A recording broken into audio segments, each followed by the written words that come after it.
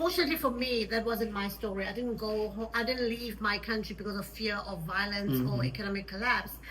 But I left because, you know what, it's not green on the other side. It's only green if you water it. Yes, that's so true. Promise you it's not. I'm broken emotionally. I'm broken. And he's laughing at me instead of comforting me. I'm so broken. Come on, baby. Let's chill. What's good, everyone? Welcome to another powerful Chilling with the Chaplin episode. Yes, where we break down life, faith, business, and culture in a way that helps you live, inform, and inspire. I'm your host, or co-host, my wife would say, Coach LJ. What's good? What's poppin', Lady Siza? And I'm Lady Siza. Before we start off, I just want to say, show us love by pressing that subscribe button. Come help us grow. It means a lot to us. Press that share button. Comment. And if you have not commented ever and you're telling us, oh, I watch your podcast, I watch your channel, but we don't know if you haven't commented. Likes don't show us that it's you. So do the right thing and make us happy. Now, today we are bringing you love and perspective from this side of the world, United States. Today we're going to dive into something that is both practical but also very heavy. Self-deportation in the United States of America. The question is, it is a way out or is it a trap? So, chillers, have you heard about this new U.S. Custom and Border Protection Home app the government is promoting, which allow people in the U.S. legally to self-deport? They're calling it a safer, cheaper way to leave on your own terms. What you think? Write in the comment, what do you think about this Custom and Border Protection Home app? What do you think? Let us know. But is it really a choice? Or is it forced by fear? Because we've seen a lot of all these kidnappings on the U.S. streets nowadays.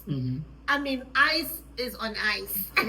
ICE is on ice? Let me tell you, they are like really out there and doing their thing. So today we're just going to be unpacking what this program really means, who it impacts, of course we know who it does, and whether it's truly a path to hope or a quiet exit with lifelong consequences. Wow. Okay. So here's what's happening. What is the self-deportation? Explain to us, Mr. Chaplin. Okay, so, basically here's what's happening. The U.S. Custom and Border Protection has rolled out the CBP Home Act for undocumented immigrants to voluntarily leave the country. Again, because they understand that within the next 10 to 15 years, they know that majority of the U.S. will be minority, black and brown people, and they're trying to prevent that. So this is one stipulation. One way, right? Thank you for correcting me. This could be one way to eliminate that, so that the whites continue to be the dominant people in the U.S. So it's kind of population control. Yeah, population control. Yeah. So they could continue to be the dominant population in the U.S. instead of the black and brown. And hence, termination of pregnancy in majority of the U.S. states is illegal. But we know especially in which areas. I don't think they care about us black and brown people terminating our pregnancies. Most importantly, they care about them white people because they want more white babies out there. Yeah. But today we're not talking about that. We're talking about immigration. So yeah. Using this app, the CBP app, individuals can schedule their own departure, get travel assistance, and potentially avoid being detained by ICE. We're going to tell you what's within the package, and LJ is going to break that down much later. The promise is that it will improve chances of lawful re-entry later. Like, really? You legally stayed in the country for so many years. Let's just make an example. Let's say you just stayed for 5, 10 years, 2 years, 1 month. I don't care, because America doesn't care. And then they say self-deport. and then they say you can always come back legally. How? When I already overstayed because I knew that it wasn't easy to come in and stay.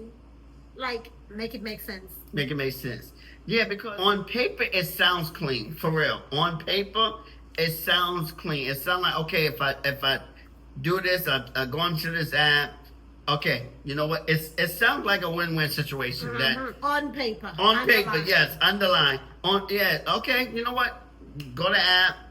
I get to leave on my own terms and maybe get an opportunity to come back. So it sounds clean. Of course, they're gonna make it smell like roses and look like, it's for your best interest. Yes. Like, so look at this. It's saying leave now, come back legally later, but there's a lot more under the surface. In this country, it's never just surface level. You have to really look into the fine print, because there is fine print there. You're not just going to self-deport and think, they said if I self-deport, I'll come back. Just read through that fine print. So, LJ, take us through some of the pros of self-deportation, because there are some pros. Yeah, it definitely some pros. And so, let's start with the possible benefits. We definitely want to give you the pros and not be doom and gloom and be negative all the time. We want to give you some positive of leaving or this policy that they propose. But it avoid detention and court proceedings. It may qualify because can I just explain that detention and court proceedings? Because majority of the people who are already illegal immigrants in the United States or anywhere in the country, they probably have applied for asylum seeking or trying to get their paperwork in place, and some are they came in illegally, so it's hard to even get into the system. But for those who are in the system and going for court cases, it will prevent you from paying lawyer fees, because you have to go with a lawyer in majority of the cases, and those don't come cheap. Okay. It will prevent you from, well, not prevent, but save you from even going to courts, where now ICE is hanging around and we're having judges dismissing cases, so that if your case is dismissed, you no longer have an active case, you're now officially an illegal in America.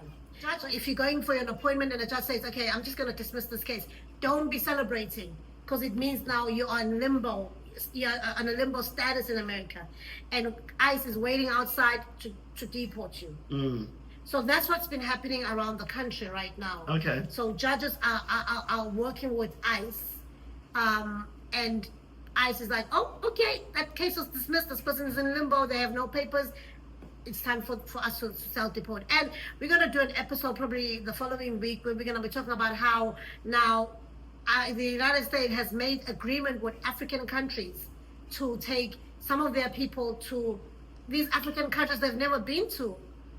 That is insane. Like being deported to a country you've never been to, you don't know of, you're not even born there.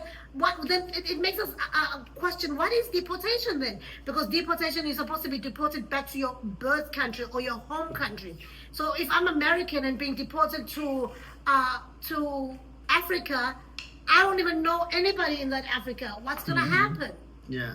And word out there is that, in fact, this is confirmed that we have 5 dangerous, dangerous in terms of Trump description. We don't know if they're really dangerous, but these 5 people were taken to Swaziland, which is like next door to South Africa. Yes. And the fear is they've been locked up for years, and now they're calling them barbaric because, of course, they haven't had any human connection.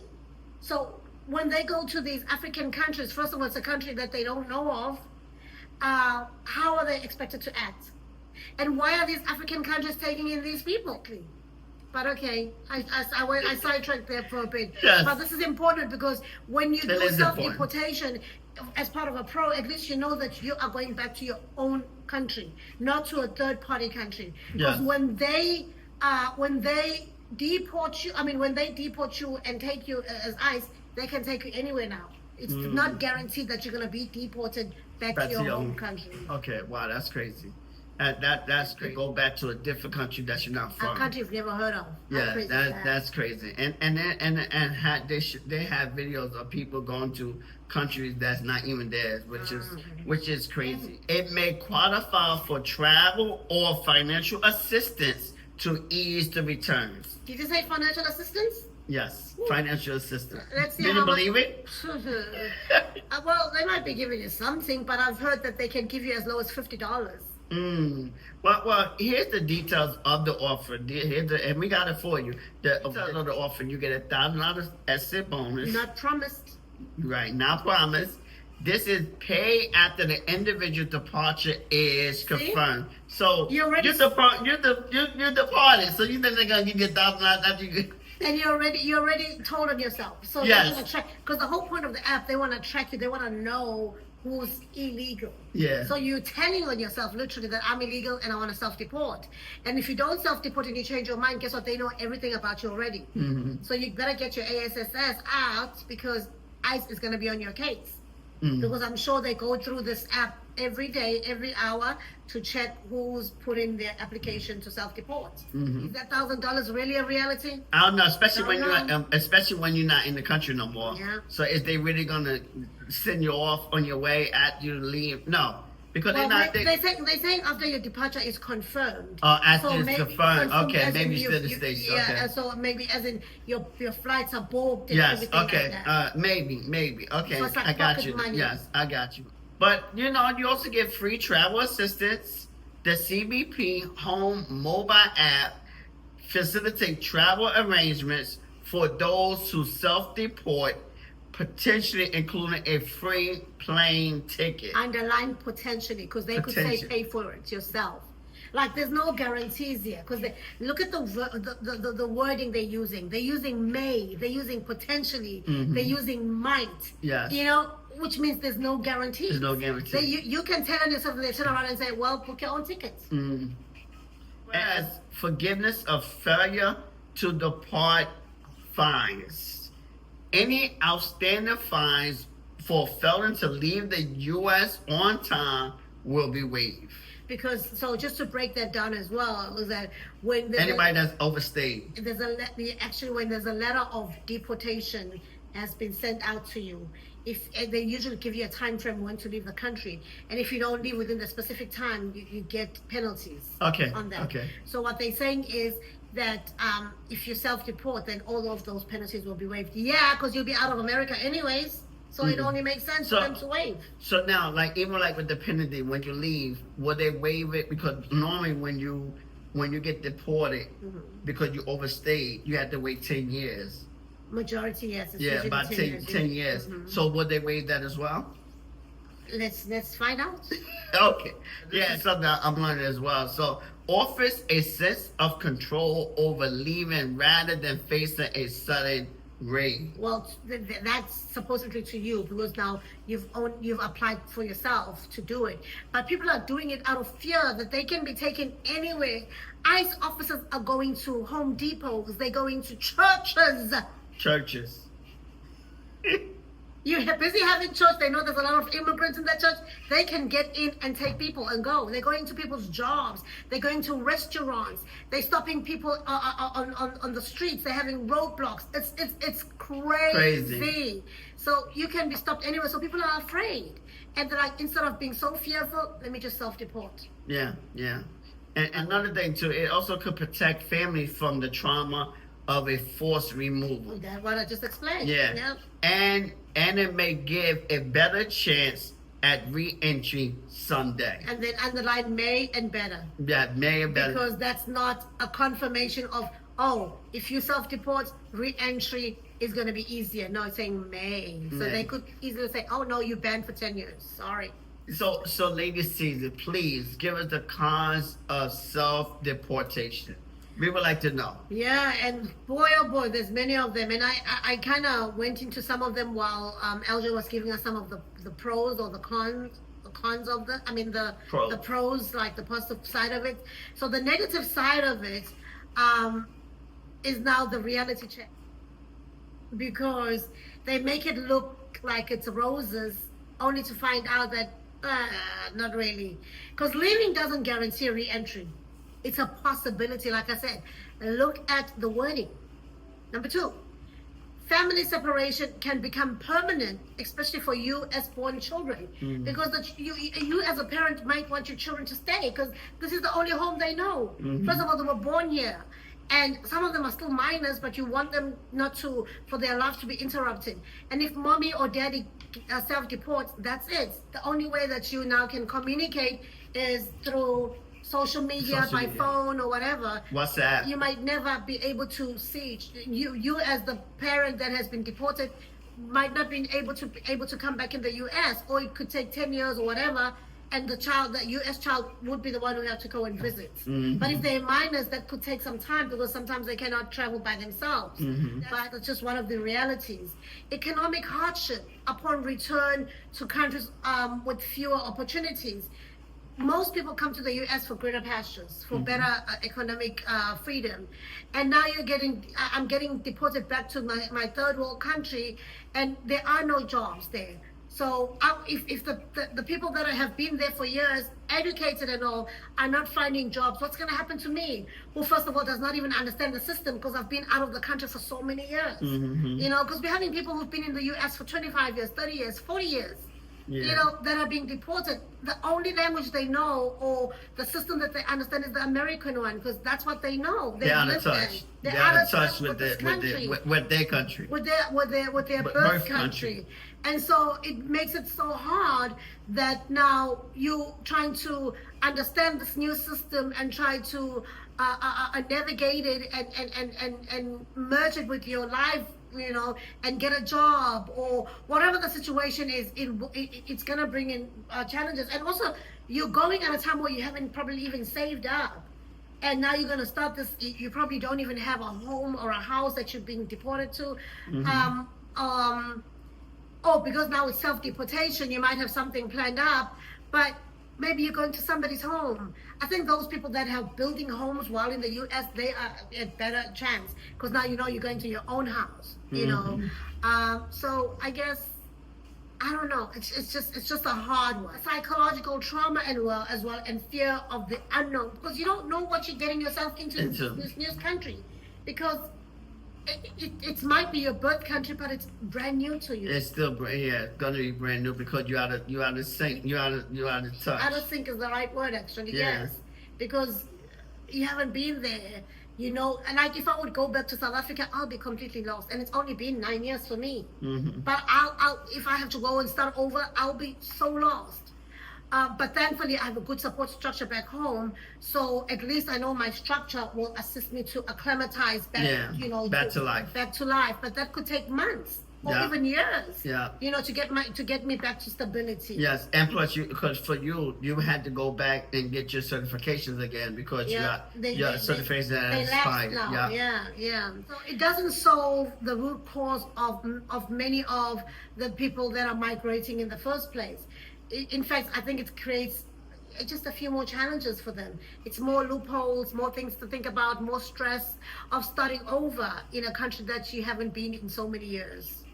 Yeah. So help us look at some. I'm sorry, you wanted to say something? No, go ahead. Yeah, we like actually when we do things like this, that we go into the human side of you know, of our topics. So we're gonna give like real life examples of things that we came across via social media, and just give you an idea what this does to people who are really out there. So tell us about Maria. Now, picture Maria, and if you have to, just close your eyes just so that you can really see this person, because this person could be anybody that you know, a family member, mother, aunt, sister, whoever, your neighbor, your colleague. It might be anybody, so someone that you know. So just picture this person from that perspective. Mother up to in New Jersey, she works long hours, takes care of her kids, and tries to stay under the radar. But one day, traffic stop. She fears ICE could show up any day. So because now she was living under radar. Now they have her her information. Yeah. Because it only takes a traffic stop, really. You're Something right, as minor yeah. as your lights has blown, like your backlight, because that they love it. The tail lights, oh, America loves tail lights. Or headlight. Or headlights, or whatever. They find a reason to stop you. And then now Maria is exposed. Yeah, yeah. She's hearing that ICE could knock at her door any day. Mm-hmm. So she learns about the app and thinks, hey, if I leave now, maybe I can avoid a detention. Because those detention sites are not the most... They're not pretty. They're not pretty. In fact, majority of them violates a lot of human rights. Yeah. Maybe I can come back legally, because that's what the app promises her, right? That, oh, you can leave and then come back legally. But leaving means saying goodbye to her kids. Her kids' school, her job, and her entire life here in the United States. So is this the right decision, Elsa, you think? Do you think Maria should go for it?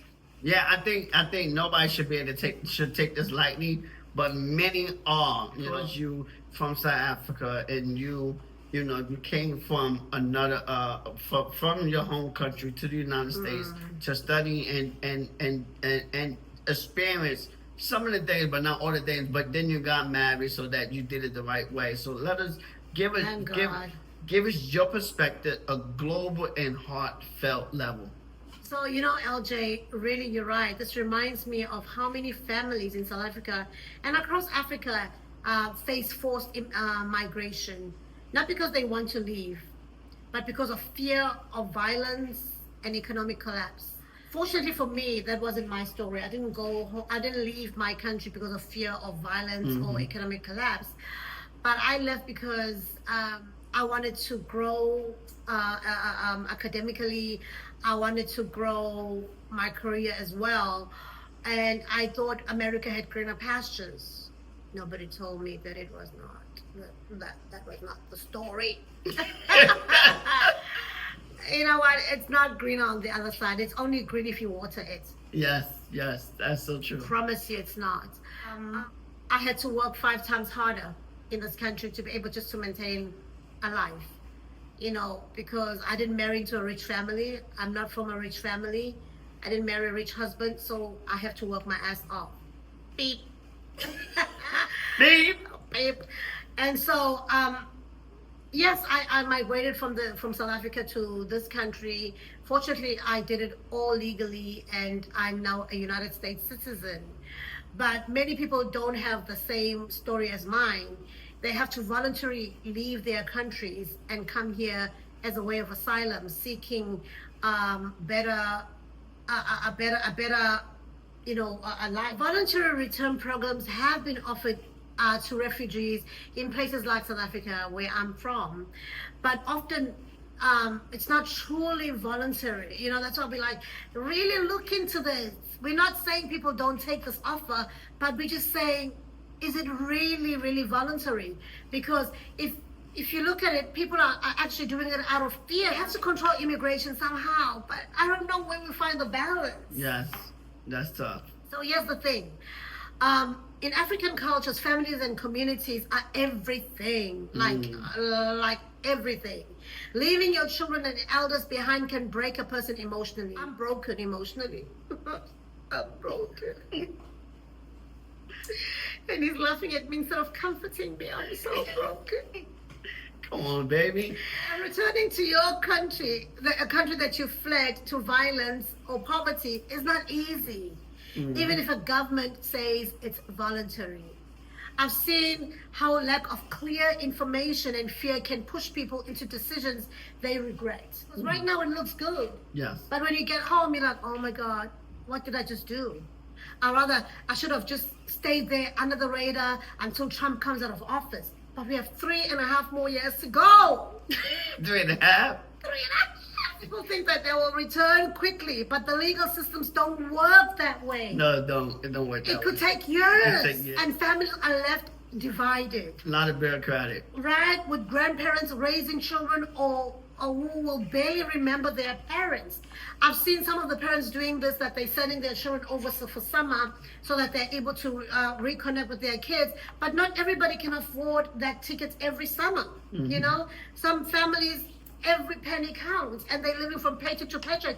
And remember, they're now single parents. Sometimes it's the father that's left behind or the mother that's left behind, and the children also who, because they're American born. So it's a dicey one. Spiritually, the Bible teaches us to welcome the foreigner and treat the stranger with compassion. Leviticus 19 verse 34. So as believers, we should advocate for systems that reflect that compassion. Not saying that the law shouldn't be followed, but all we're saying is that let's have compassion. Like Obama was known as the deporter in chief, but we never even heard of that. No, you know, because he followed the law. He did it legally. He did it the right way. People were given a chance to appear in court and state their case. There was due process. But this time around, it's a different ball game altogether. So, LJ, tell us, how can we bring in compassion into this fiasco? Because it feels like a fiasco. Yeah, I agree. It's so unfair. Basically, we need to ask this single question: is this app honestly giving people dignity and hope? Yeah. Or is it a cheaper, quicker way for the government to reduce deportation costs? But it is reducing the cost, but also they also trying to reduce the change the narrative with the population as well. Yeah. And it does address the systemic issues, systematic issues in this country. Because when you look at this thing also, they after certain races. Yes. The Hispanic community, and they look a little different. So it's easy to spot Hispanic.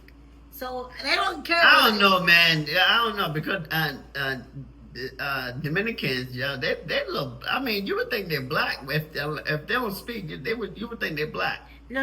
I know there's Dominican, there's all, but I'm talking about South Americans mostly. Okay, because, yes. They have a certain facial structure. Yes, they do. So they can spot them. So Dominicans and all those other people who don't look Hispanic, they get, it's easier for them to fall under the radar, to blend in. But if you look Hispanic, whether you're American citizen or not, because we've had cases where they've been arresting even American citizens. And then I know this guy who had a press release just a couple of weeks ago. He's an American citizen, naturalized, of course, and and he's now suing ICE for illegally arresting him because they just decided to target him because he looked Hispanic, and so even when he turned American, they didn't care. They still arrested him until his family came in, brought in his passport and stuff. Yes. Then they were like, oh, okay, sorry, you can go. But that's not good enough. No. You just broke my rights, And so, like, the lack of pathways to legal status as well. There's backlogs. Right now, actually, immigration has the largest backlog ever. Like, they have over 10 million cases going on right now. Wow. Because everybody is in fear mode. Because you don't want to be caught. At least if ICE catches you, at least be in the system of saying that your papers are being processed. Yes. So even people that doing it legally, to get your green card and green card, you're legal already. No, I'm just saying, to get your green card, somebody that got married, to get your work permit, it can take a long time because of the backlog. The backlog. Oh, wow. Yeah. So we thought ours took long. It might be like 4 years. Well, hopefully not. Not. Takeaways, LJ, as we about to close off. What empowering takeaways can we give our children? Yeah, one, if you or someone you love is considering self-deportation, seek legal advice first. Yeah. It's very important that you seek legal advice first before you make a decision, before you go into the app and do this. Seek legal, because they will be able to advise you better. Because the legal advice said, no, that's not a good idea. So you always want to... They will see your case. Yeah, they will see your case, yeah. So always consult a lawyer before you make... But that's money, right? Because these lawyers don't come cheap. It is. But, sometimes... Better safe than sorry. Yes, but you also, you might, have free free thing, pro bonos, so you could always talk to a lawyer, or they used to have prepaid legal. I don't know if they have anymore where you pay a monthly thing. But see a lawyer if you can afford But it. it has to be an immigration lawyer, because if you just go to That's any true. attorney, Yes, then it has to be an they immigration won't lawyer. give you like the up to date advice. Yes, it has to be an immigration lawyer. So when And you I don't seek trust legal these advice, prepaid legal things, because it's just they're using interns. yeah, they use it. But you know what though? But you gotta remember, even though they're using interns, they still going to school for it, so they know better than you. Oh, that's true too. So they did. So even though yes, they might be interns, but they went to school for it. So because they went to school for it, they do have the knowledge. Of course, they might not have all the experience, but they do have the knowledge. So they can advise you a lot better than you can advise yourself. Right. Because you don't know anything about it, but at least they do have the basic understanding of it because they went to school for it. Correct. So that's why I'm saying, if it's pro bono or whatever, you definitely want to seek, like you said, legal advice. And that was a good point. Someone that specialized in immigration law. So you want to connect with community and faith-based organizations for guidance and emotional support, because sometimes while you're going through the situation, it's a lot of stress, and we know stress is the #1 killer in America, In the world. So definitely, to relieve the stress, you definitely want to go join communities, join faith-based organizations, go to a church so that you're able to, pray, join lock in with people, fellow believers who can intercede with you and pray for you and be that bridge during those troubled times. Yeah. So it's very important that you connect with these different communities so that you relieve the stress. One, remember, fear should not drive your decisions. Get the facts, pray, and plan. Yeah. And PPP. continue. Pray. Oh no, it's actually FPP. Facts. Pray and plan. And continue to listen to Chilling With The Chaplins, where we continue to bring insights, helping you to go through this journey so that you don't have to do it alone. Because when you got a supportive community on your side, guess what? You feel that comfort that you're not alone. So continue to tap in. And I just want to say, if you know people that are going through the immigration struggles, check in on them. They are going through it right now with Trump in office. Just check in. How you doing? Is there anything that I can help you with? Share this episode with them. Maybe they might grab a few nuggets here and there. Let them know that they're not alone. If you need anything, I'm here. Just those words alone can comfort them. So don't just think that things are okay, and stop sharing them videos that are going to scare them. Share something that's going to give them hope, okay? Because motivation and encouragement, and also be a friend that is supportive. If this conversation opened your eyes, comment below or DM us your thoughts. We're here to talk about the real issues that matter.